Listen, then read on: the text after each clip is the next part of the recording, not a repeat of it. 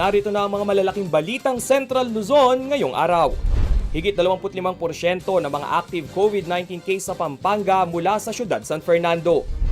10% ng kaso ng COVID-19 sa Pampanga, moderate cases ayon sa Provincial IATF. Pakikiisa ng mga LGU sa PNP Modernization Program, hinihingi ni PNP Chief Eleazar. At pagdaraos ng PBA sa Bacolor, patunay raw na di nahuhuli ang Pampanga sa sports.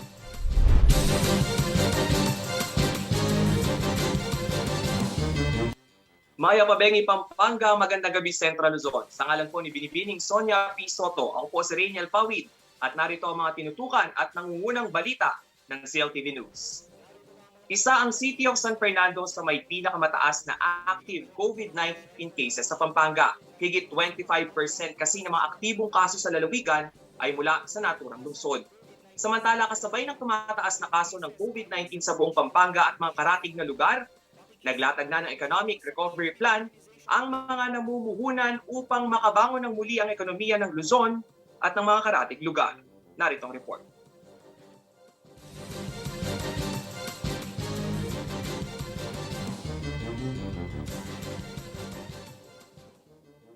$5,678. Yan ang aktibong kaso ng COVID-19 sa buong Pampanga base sa September 1 coronavirus tally na inilabas ng Provincial Health Office.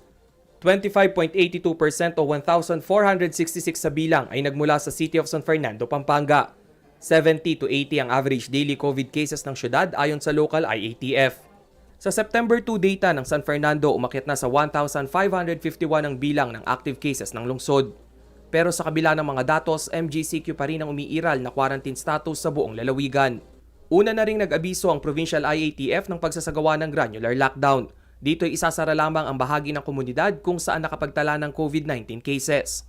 Ang siyudad San Fernando tila pabor sa ganitong hakbang. Handa rin umano ang kanilang isolation facility sa Barangay San Isidro na may 250 bed capacity. Sa kasalukuyan, 70% pa lamang umano ang occupancy rate ng pasilidad. As of now po, controlled siya pero medyo dumoble siya since do sa data natin nung June. No? Kung natatandaan nyo, April and May, nag-second surge tayo. Bumaba na siya ng June, tapos nung second week of July, tumasa naman po siya na dumoble. Pero after po nung pagdoble niya nung July, parang nagplateau na po tayo. Maliban sa granular lockdown, dapat din umanong paalalahanan ng mga kabalen na tila nakararanas ng caution fatigue o ang pananawa sa pagsunod sa higit isang taong health guidelines tulad ng pagsusuot ng face mask. Naging kampante yung tao. Kasi nga, kahit na nabakunahan na tayo, pwede pa rin tayo magkaroon ng COVID-19 infection. So, yun po ang medyo naging na-misinterpret nila. Akala nila pag nabakuna ay hindi na pwedeng ma-infect. Sa pinakahuling available COVID-19 vaccination status report ng San Fernando na nakapost sa kanilang Information Office Facebook page, as of August 26, 110,057 na Fernandino ang tumanggap ng first dose habang 57,517 ang fully vaccinated. Katumbas ang numerong ito ng 23% ng vaccine-eligible population ng syudad. Una nang nabanggit ni Pampanga Governor Delta Pineda na barangay lockdown ang kanilang tututukan. Matapos umano nilang aralin ang quarantine strategy na umiral sa Metro Manila, lumabas na hindi nakatulong sa pagbaba ng kaso ang malawakang lockdown na nagparalisa rin sa ekonomiya. Ang Metro Manila, nagbabaho sila ng ECQ, pero still yung pa rin ho ang increase ng cases. Ayoko may mga trabador na maista po sa trabaho nila. Samantala sa 30th North Luzon Area Business Conference Day, nagkasundo ang business sector sa iisang recovery plan kung saan magiging bahagi na ng kalakaran na mabuhay kasama ang coronavirus. Kaakibat umano ng iba't ibang quarantine protocols at pag-iingat ay ang tanggapin na hindi pa tuluyang mawawala ang COVID sa lalong madaling panahon. By now, we must have already learned to live with the virus hovering around us for a time longer than we could have ever imagined. Nevertheless, this should not stop us from our efforts at recovery and rebuilding. In executing programs that are innovative, inclusive, and sustainable for business to fully reopen. Ang Pampanga ang nagsisilbing entry point papasok ng National Capital Region, mga probinsya sa gitnang Luzon at patungong norte. Kaya naman pilit umanong binabalanse ng Provincial IATF ang sitwasyon ng kalusugan at hanap buhay ng ating mga kababayan, hindi lamang sa rehiyon bagkus sa mga karatig lugar. Rainiel Pawid, CLTV News.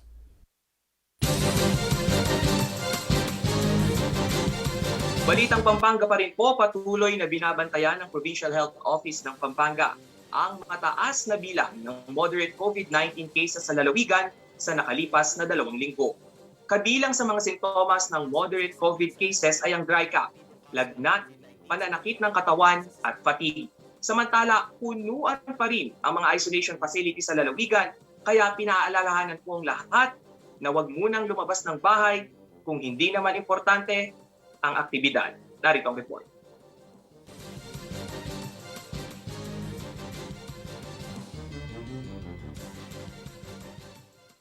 Last 2 weeks, grabe ho mga moderate to severe natin. Kung titignan natin, halos may mga namamatay ho tayong pasyente sa labas, hindi na umaabot sa ospital. Ikinababahala ni Pampanga Governor Dennis Pineda ang tumataas na bilang ng moderate COVID cases sa lalawigan. Ayon sa World Health Organization, ilan sa mga sintomas ng mga moderate COVID patients ay lagnat na hindi bababa sa 37.7 degrees Celsius, panginginig o chills, tuyong ubo, fatigue, muscle pain at shortness of breath. Sa ngayon, 10% raw ng mga aktibong kaso sa Pampanga ang klasipikado bilang moderate cases. Ibig sabihin, lampas 500 sa 5,678 na binabantayang kaso ay moderate cases, habang ang iba ay mild, severe at critical cases. So, unang kadahilanan, wala hong mainom na mga gamot. Yung mga tao, walang tumitingin na doktor sa kanila. Punuan na rin ang isolation facilities sa Lubao na may 110 bed capacity at ang sa Mexico na may 190 bed capacity. Kung kaya't muling binuksan ang Athletes Village Building B sa New Clark City para gamitin ng provincial government. Mayroon itong 250 bed capacity na laan para sa mga kabalen na nagpapakita ng COVID mild symptoms at maging asymptomatic cases. Noong huling linggo ng Hulyo ay naabot na ng Jose B. Lingad Memorial General Hospital ang full capacity nito. Halos puno na ang 481 beds sa COVID ward kung kaya't 2 tents ang itinayo sa labas ng ospital bilang makeshift COVID wards. Muli namang ipinaalala ng Provincial IATF ang kahalagahan ng household lockdown kung saan hindi muna maaaring magpapasok ng sinumang bisita sa isang bahay o compound kahit baka mag-anak ang mga ito. Sa bagong labas na MCQ with stricter guidelines na lift na ang liquor ban, subalit tanging magkakasama sa iisang bahay ang maaaring mag-inom. Tigilan muna ho natin yung okasyon ng bahay-bahay, lipatan ng bahay, kumain ng salo-salo. Kung hindi naman kayo belong to one residence, tigilan muna po natin yun.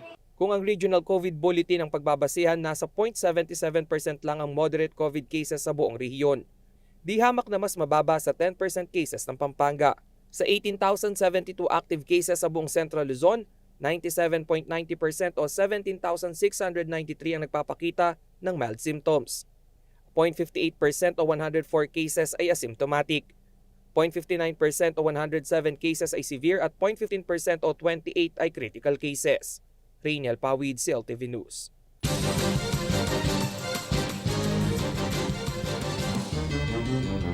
Sa pagbabalik ng CLTV News, higit 2,000 estudyante nag-enroll sa Davsu Candaba Campus. At entrance exam ng Philippine Military Academy dito sa Pampanga tatagal hanggang September 4. Manatili pong nakatutok para sa iba pang pangunahing balita dito lang sa CLTV News.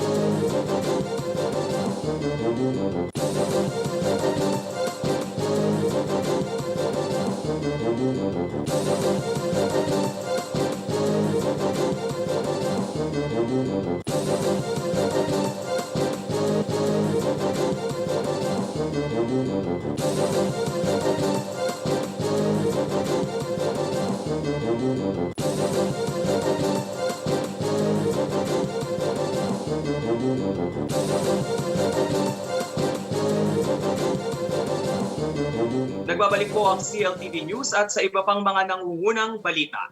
Sa kabila ng umiiral na distant learning setup dahil sa pandemya, higit 2,000 estudyante pa rin ang nag-enroll sa Don Honorio Ventura State University, Candaba Campus.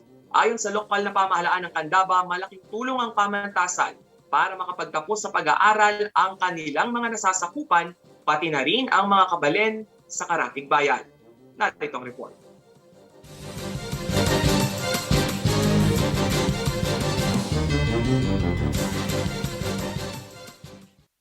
Isang taon matapos magbukas ang Don Honorio Ventura State University Candaba Campus, naging maganda ang bilang ng enrollees sa naturang pamantasan. Sa kabila ng distant learning setup, nakapagtala ng higit 2,000 estudyante rito. At 50% sa university population ay mula sa mga kalapit bayan ng Candaba.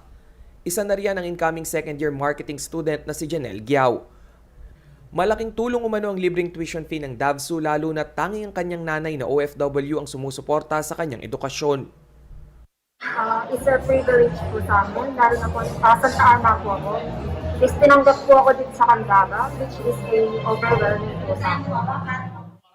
Ayon sa lokal na pamahalaan ng Candaba, kabilang sa kanilang priority project sa edukasyon ay ang makatapos ng kolehiyo ang kanilang mga nasasakupan at karatig bayan. Lahat ng mga pamilya dito sa Candaba at lahat ng pamilya sa Pampanga kailangan meron silang mga anak na nakatapos. Wala na umanong iintindihin sa tuition fee ang mga kabalen na nais makapagkolehiyo. Kasalukuyan na rin gumugulong sa Senado ang panukalang gawing regular state university ang DAVSU. Para yung suporta hindi naman galing sa mga munisipyo at sa Kapitolyo, ito yung manggagaling na sa national government. Mga building, pagpapasweldo sa mga profesor at ibang pangangailangan pa. Upang mas mahikayat ang ibang out-of-school youth na magbalik pag-aaral, patuloy daw na gagawing accessible ang pagpasok sa klase.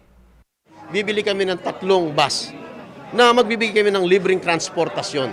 Sa panahon na may face-to-face na, itong Candaba Campus sa lahat ng taga-Candaba. Sa kasalukuyan ay may 7 campuses ang DAVSU sa buong Pampanga. Ito'y matatagpuan sa Bacolor, Mexico, Porac, Santo Tomas, Lubao, Candaba at Apalit. Rainiel Pawid, CLTV News.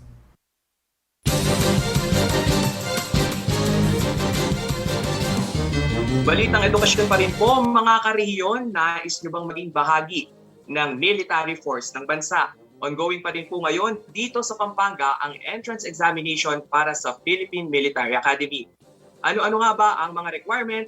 Atin po itong alamin sa report ni Jennifer Salenga.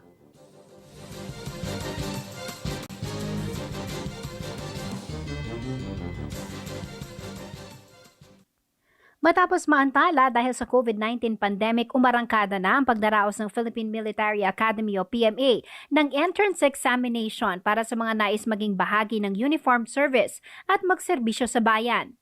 Isang Pampanga sa tinukoy na testing center sa mga cadet aspirants na nagsimula nitong September 2 na tatagal hanggang September 4.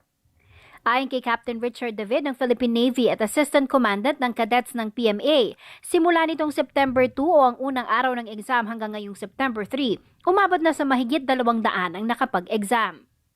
Pwede po tayong mag-serve sa Navy, sa Army at saka sa Air Force. So, ang makapag-aral po sa PMA ay isang noble privilege to serve our country and the people as an officer of the Army, Navy, or Air Force after graduation po sa PMA.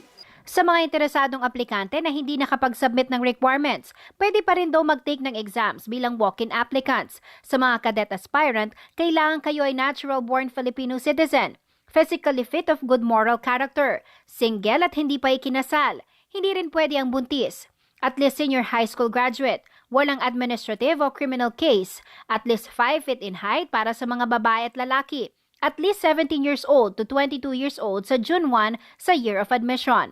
Ayon kay Captain David, isa sa mga dapat ikonsidera ng mga aspiring cadets ang pagkakaroon ng puso upang magserbisyo sa bayan. Mahalaga rin na buong kanilang loob. Sa training, parang wala pong mahirap kung titignan po natin ano ba ang may dudulot nito sa atin. Ano ba ang may dudulot ng ginagawa? Bakit tayo nagja-jogging? Bakit tayo minumulat or para maging officer? Bakit? Para pag nalaman po natin yun kung bakit, pag na-internalize po natin yun, baka masasabi po natin hindi po siya ganoon kahirap. Pero yun nga po, pag sinabi ko nga, kung lumalaban yung kalooban po natin, lahat po ng bagay ay mahirap. Sa mga makakapasok sa PMA, makatatanggap ng mga benepisyo at pribilehiyo tulad ng libreng college education, monthly pay and allowances, progresibong career bilang isang officer sa Army, Air Force o Navy at iba pa. Hindi ka na manghihingi ng financial support sa mga magulang mo. Siyempre, nandun pa rin yung moral support, kailangan nandun pa rin. Pero yun sa financial support, mawawala na po yun. Nung hindi ka na manghihingi ng allowances or pera or pangbayad, pangmatrikula, pamasahe sa mga magulang mo, napakalaking bagay na po. Sa mga nais humabol, tumungo sa Barangay Tabon, Mabalacat City sa covered court ng Santos Ventura Elementary School. Kailangan magdala ng 4 na piraso ng 2x2 picture, PSA birth certificate at Form 137 o Form 138. Kailangan din ng medical certificate. Sinisimula ng pagproseso ng mga aplikante ng alas 7 ng umaga. 2 set ang examination, isa sa umaga at isa sa hapon. Bukod sa Pampanga, may testing center sa Camp Aquino sa Tarlac at sa Cabanatuan City sa Nueva Ecija. Sa mga hindi naman makahahabol hanggang September 4, may ibang schedule pa para sa testing sa iba't ibang lugar sa bansa hanggang October 2, 2021. Halos 15,000 ang nag-exam taon-taon sa PMA.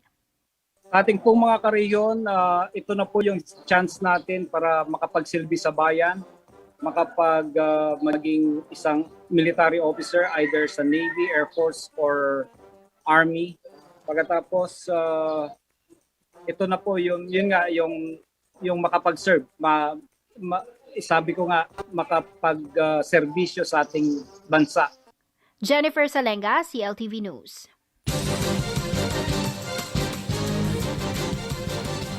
Sa pagbabalik ng CLTV News, pakikiisa ng mga LGU sa PNP Modernization Program, hinihingi ni PNP Chief Eliazar.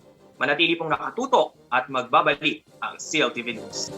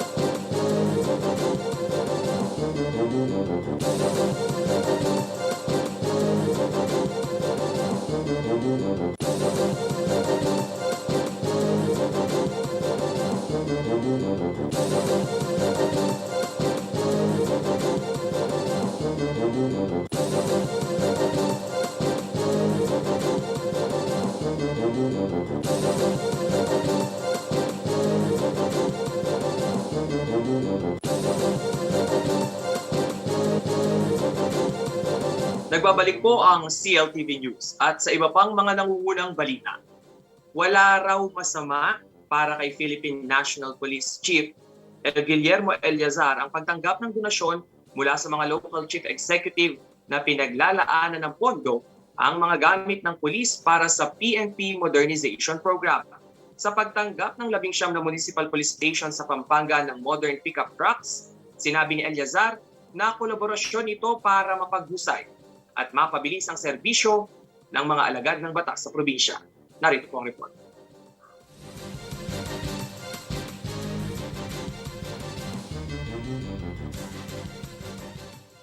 For the donation of our police vehicles to the 19 municipalities of Pampanga to manifest their unstinting support in the promotion of peace and order and security of our communities in the province of Pampanga. Nasa 20 high-end pickup truck ang tinanggap ng Philippine National Police at ng Pampanga Mayor's League mula sa pamahalang panlunsod ng Mabalacat nitong umaga ng September 3. Pakikinabangan ito ng 19 na municipal police station dito sa lalawigan. Ito ang ikalawang ceremonial turnover ng mga donasyon sa kapulisan na una nang nagbigay donasyon ng Pampanga Provincial Government.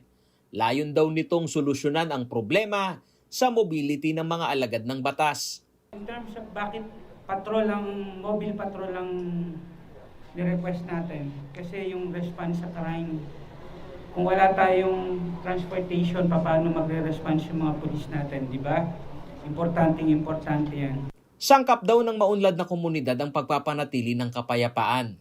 Ang kolaborasyon daw na ito ng PNP at ng mga LGU ay maituturing na good investment. Ayon yan kay Mabalacat City Mayor Crisostomo Garbo. Sa ating pong mga munisipyo. Kasi ang paniwala ko, the bloodline of the PNP is always on the local government unit. Without the support of the local government unit, mababa ang moral ng mga PNP natin. Sa pag-usisa ng CLTV News Team kay PNP Chief General Guillermo Eleazar, ang inisyatibong ito ng mga LGUs ay hindi naman umano nangangahulugan. Naaasa na lamang ang PNP sa donasyon, kundi may procurement process din umanong tumatakbo upang magkaroon ng patrol unit ang kada municipal headquarters. Inamin din nito na sa limitadong pondo ay hindi rin lahat na pagkakalooban. Kung pagpunta sa iba't ibang rehiyon ng Pilipinas, pagdalaw sa ating mga iba't ibang police units, particularly mga police provincial office, nakasalamuha ko po yung kanilang mga local chief executive. At talagang ang unang kanilang request, yung kakulangan ng mobility. While it is true na ang ating pong national government, through the PNP, tuloy yung procurement, pero hindi po namin kaya mabigyan lahat. Bukod sa mobility issue ng PNP, parte ng modernization program na inabot ni Eleazar ay ang execution ng pagsusuot ng body-worn camera ng mga pulis. Dito sa Pampanga, tanging ang 2 component cities lamang ang napagkalooban nito.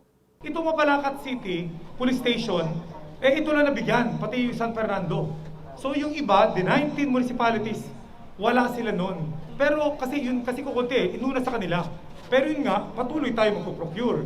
And through the guidelines by the Supreme Court, we are required na in the absence of body-worn camera, itong mga prescribed nito, we can use alternative recording device. So tuloy naman yung dialogue namin sa kanila at eventually, yun ang gusto natin mangyari.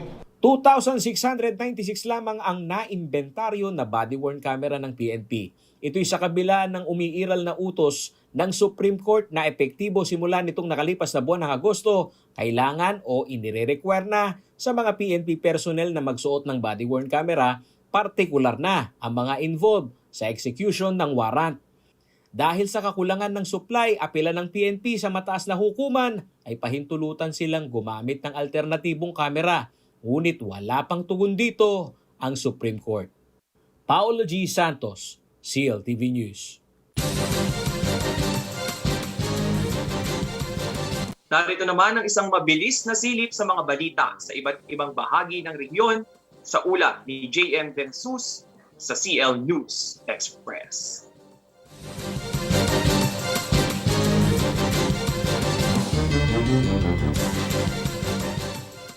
Bibigyan parangal ng Department of Education Regional Office 3 ang Central Luzon's Best Innovations in Education.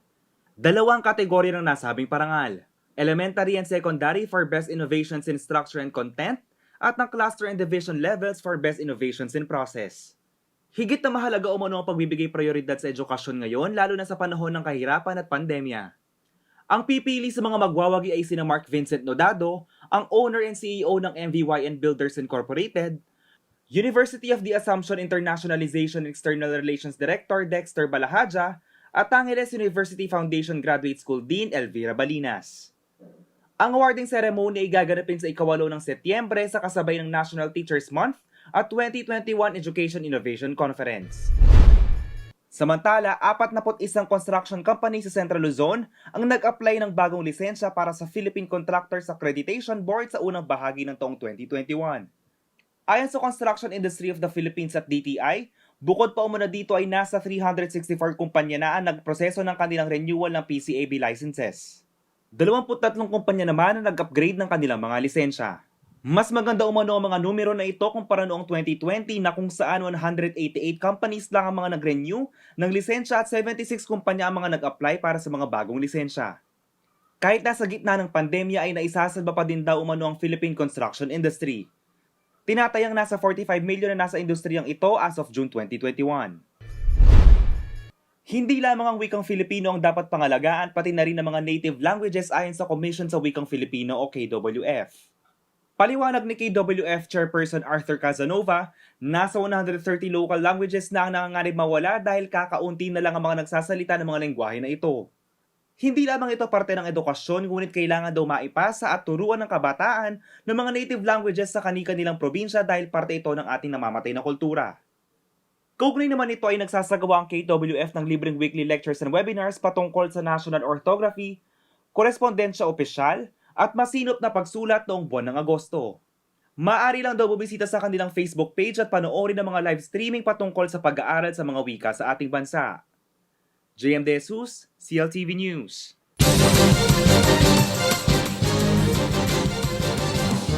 Sa pagbabalik ng CLTV News, pagdaraos ng PBA sa Bacolor patunay na hindi raw nahuli ang Pampanga sa sports. Manatiling nakatutok at magbabalik ang CLTV News.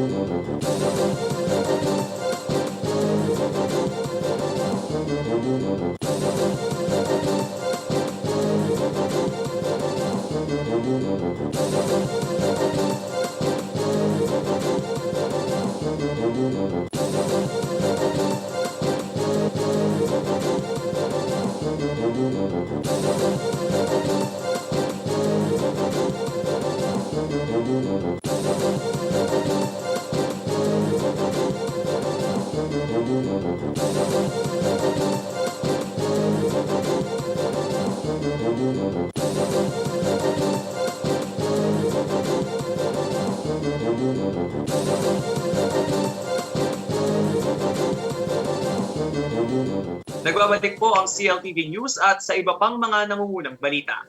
Proud ang sports coordinator ng Pampanga na si Coach Alan Trinidad dahil ang court na pinagdarausan noon ng mga laro ng Universities and Collegiate Athletic Association of Pampanga o yung CAAP, playing ground na ngayon ng Philippine Basketball Association o PBA. Paalala naman ng mga opisyal, hindi po bukas para sa publiko ang naturang venue dahil ipinatutupad pa rin ang semi-bubble game sa liga. May sports balitang hatid si Paolo G. Santos.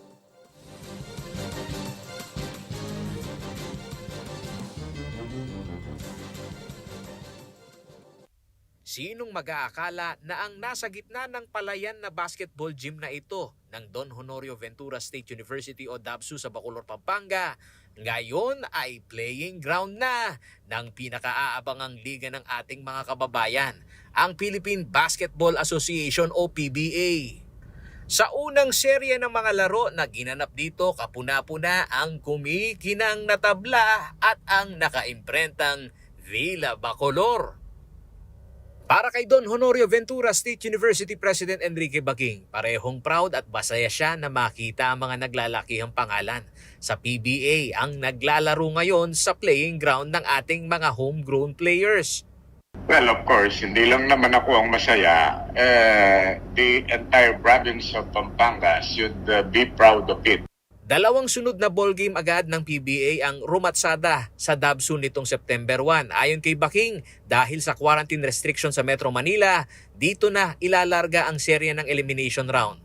Ngunit hindi naman umano talo dito ang Dabsu dahil bukod sa promotion ng campus, may reasonabling rental fees naman silang napagkasunduan ng PBA Commissioner.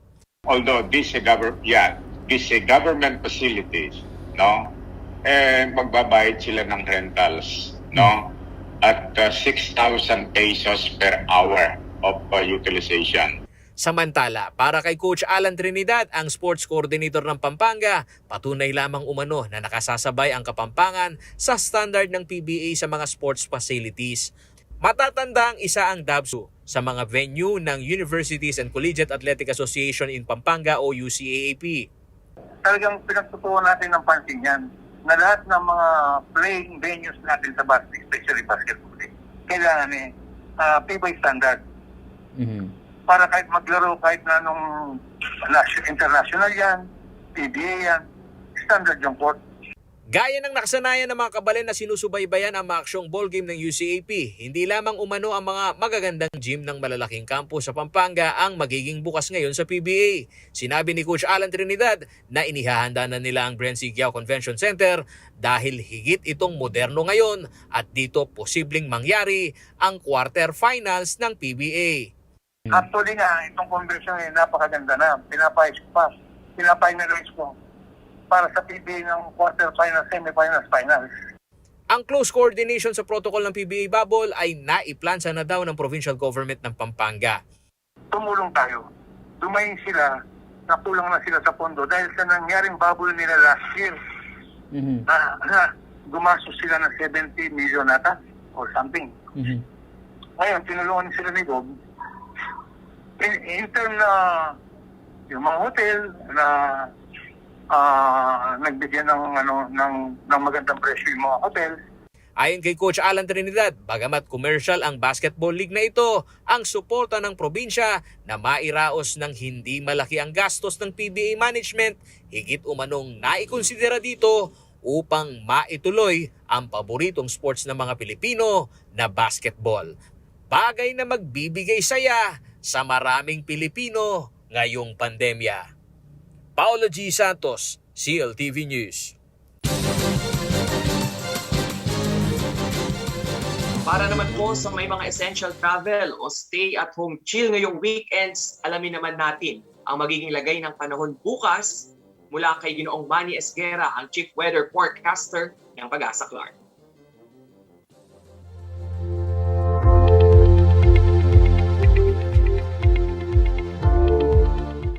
Magandang gabi po. Narito po ang magiging taya ng ating panahon sa susunod po na 24 oras. Monsoon trough po ang nakakaapekto dyan po sa may kanlurang bahagi ng Luzon. Kaya po ang Palawan ay magiging maulap at papawiri na mayroon pong inaasahang mga kalat-kalat ng mga pagulan, pagkidlat at pagkulog, dulot nga po ng monsoon trough. Ang monsoon trough po, ang ibig pong sabihin ay unti-unti na pong bumabalik yung hanging habagat na siya magbibigay sa atin ng mga pagulan sa mga susunod na araw. Ang Metro Manila po at nalalabing bahagi ng bansa, kasama na po ang Pampanga, ay bahagya hanggang sa kuminsan ay magiging maulap po ang papawirin na may inaasahan din po tayo mga isolated cases ng mga pagulan, pagkidlat at pagkulog. Dulot lamang po ito ng mga localized thunderstorm. Ngunit pinag-iingat pa rin po natin ang ating mga kababayan dahil ang thunderstorm po ay nagdudulot po ito ng mga flash floods at saka po ng landslide. So pinag-iingat po natin ating mga kababayan, mag-iingat po, magdala pa rin po ng gamit panangga sa araw, panangga sa ulan, at asahan na rin po yung mga pagulan, lalong-lalo na po sa bandang hapon o gabi. Magandang gabi po.